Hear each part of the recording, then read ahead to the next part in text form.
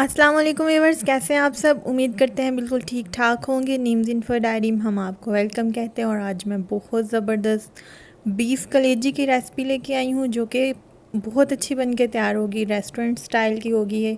और एक दफ़ा आप इसे खाएंगे तो आपका छोड़ने को दिल नहीं करेगा क्योंकि ये वाकई बहुत ही मज़े की तैयार होती है। तो चलिए आइए देखते हैं हमें इसके लिए किन चीज़ों की ज़रूरत है।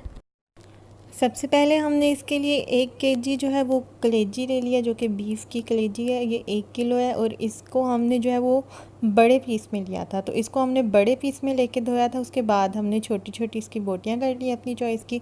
उसके बाद हमने जो है 250 ग्राम्स टमाटर लिए हैं और 5 से 6 हमने हरी मिर्चें लेके उनको हाफ़ कट करके रख लिया है।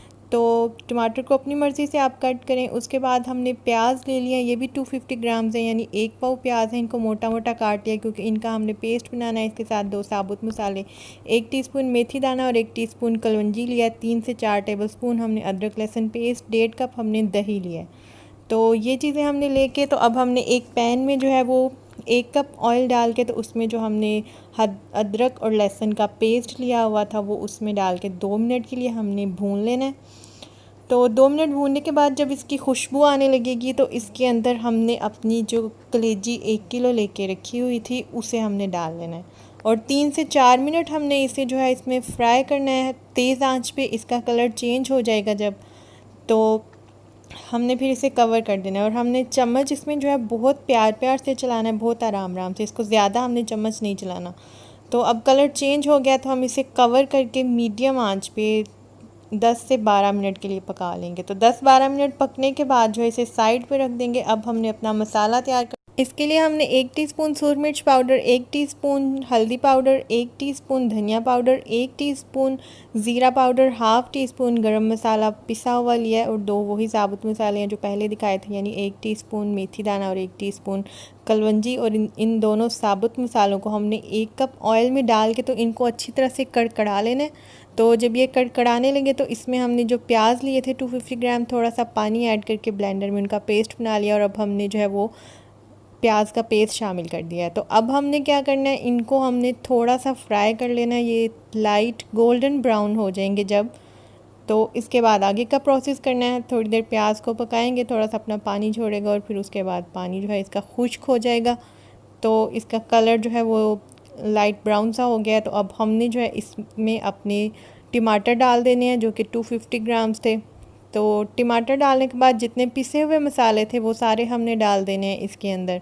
इनको अच्छी तरह से मिक्स करेंगे और मिक्स करने के बाद जो है वो इसमें हम थोड़ा सा पानी डालेंगे। मसालों का जो है वो अच्छी तरह से टेस्ट आएगा और फिर हम कवर करके रख देंगे 4 से 5 मिनट के लिए। तो इसमें हमारे टमाटर जो हैं वो सॉफ्ट हो जाएंगे। तो 4 से 5 मिनट हमने कवर करके पका लिया, टमाटर हमारे सॉफ्ट हो गए थे। अब हमने जो 1.5 कप दही लिया हुआ था वो इसमें शामिल कर देंगे। टमाटर और दही मिलके इसके टेस्ट को बढ़ा देंगे, बहुत अच्छा टेस्ट आएगा। तो दही डाल के अब हमने इसको भून लेना है हल्का हल्का सा।